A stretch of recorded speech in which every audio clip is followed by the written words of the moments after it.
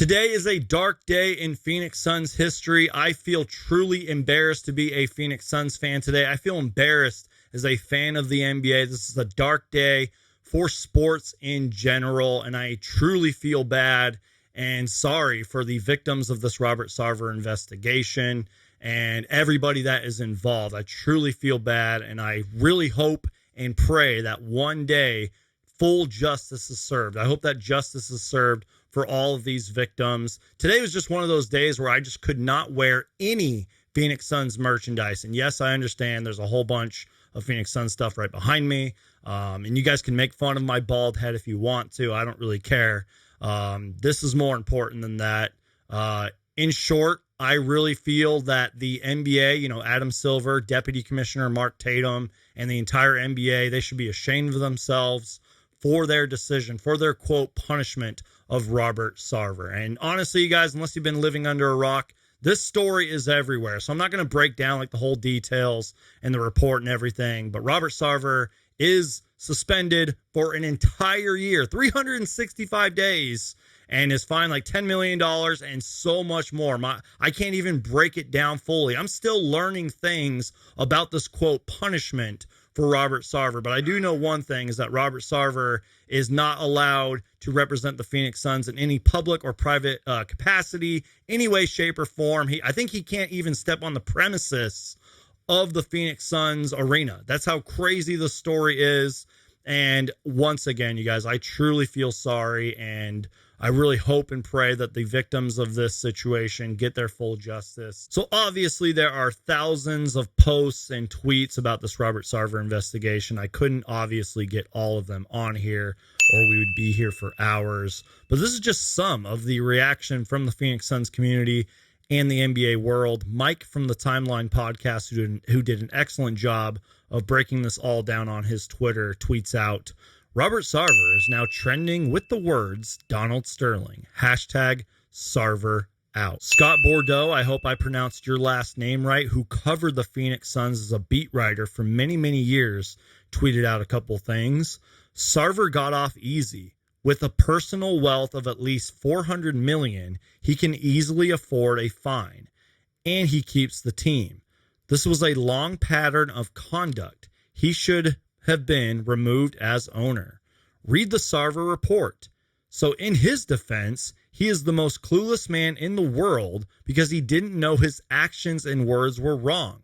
That's an argument an 8-year-old makes, not a grown man who should have known better and was told repeatedly his behavior was offensive. And throughout the rest of the video, you guys are going to see more of the reactions from the Phoenix Suns community and the NBA world. I hope you guys enjoy the rest of the video. The way that I look at it is that we are in the year 2022 and we continue to see stories like this, and it is just absolutely embarrassing. And we need to do better as a society. We need to do better as fans of the NBA and sports in general. We need to do better. And I am confident in saying that we probably at one point of our lives have had a really bad boss or had a really bad manager. Or for you younger people, maybe had a really bad teacher, or you were part of a toxic workplace or environment. And to have to go to that each and every single day and not be able to, fight the man and fight corporate and all that. It is just embarrassing. It is wrong. And this whole story is just disgusting and ugly. And this is a very dark day in Phoenix Suns history.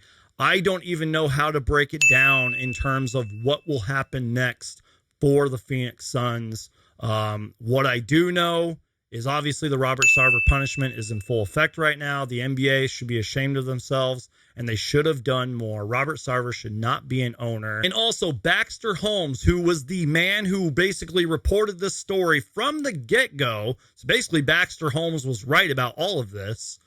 He reported today at 3:40 p.m. on September 13th, 2022, that Robert Sarver will be working with the NBA to appoint an interim governor for the Suns to serve during his 1-year suspension.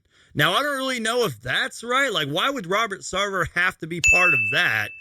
It is just frustrating. I don't know who's going to be the intern owner of this team. Hopefully, whoever they pick, though, is the future owner of the Phoenix Suns. And I hope by the end of 2022, if not sooner, Robert Sarver is forced out of here and gone forever, or the other NBA owners or Phoenix Suns owners vote him out. So what you guys are going to see throughout the rest of this video, and probably before, it depends how I edit it and everything, is just kind of the reaction from the Phoenix Suns community and from people of the NBA world. And I highly encourage you guys to check the links down below in the description. There's some stuff that I want you guys to go read and check out involving this Robert Sarver story. But again, it is all over the place. It's all over the news, all over social media. And I want to give a shout out to the Timeline podcast. Mike and Sam did a pretty good job of breaking this all down and giving their thoughts about it. I'll leave a link down to that down below in the description. And go follow Mike on Twitter, because he did an excellent job of breaking this down on his Twitter. So I've said what I've wanted to say. This is just one of these dark days in sports, and it's an embarrassing day for the Phoenix Suns. So I pray that we do better as a society. I pray that we do better as sports fans, and just be good to people, you guys.